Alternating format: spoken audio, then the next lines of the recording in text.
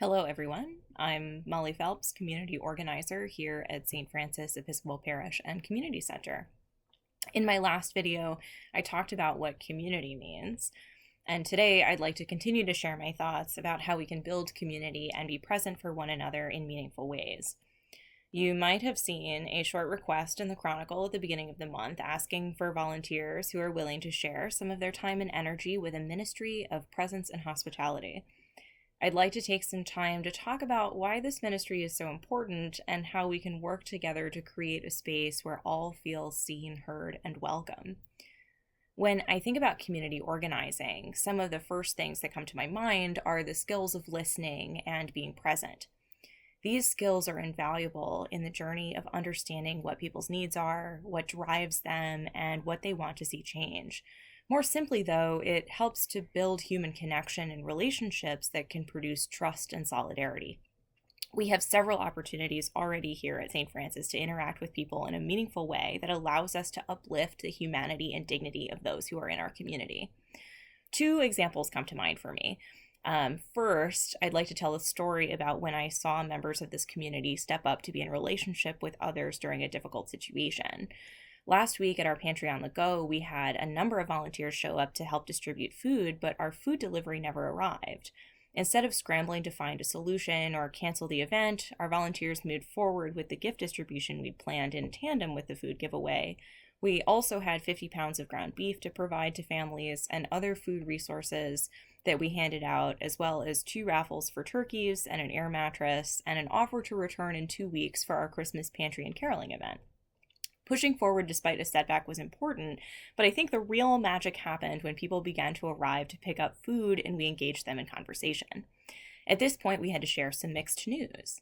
There was no food delivery, but we did have some other options. I watched as volunteers offered to help people choose gifts for their children, engaged people they'd never met before in conversation about the challenges of the holiday season when resources are hard to come by, and offered empathy and warmth to those who came that day. I received feedback from volunteers that although there was great disappointment that we weren't able to provide food, that the experience of being able to share in conversation with people and to be able to provide some sort of comfort during a challenging time was positive and meaningful.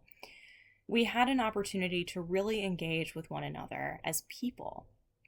Second, our office staff regularly speak with community members who are facing eviction and homelessness.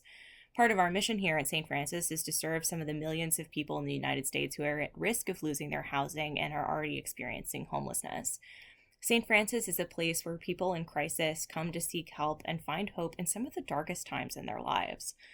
By being present, listening to their experiences, and sharing in human connection, our staff have been able to make an impact in the lives of those coming for assistance, regardless of the outcome.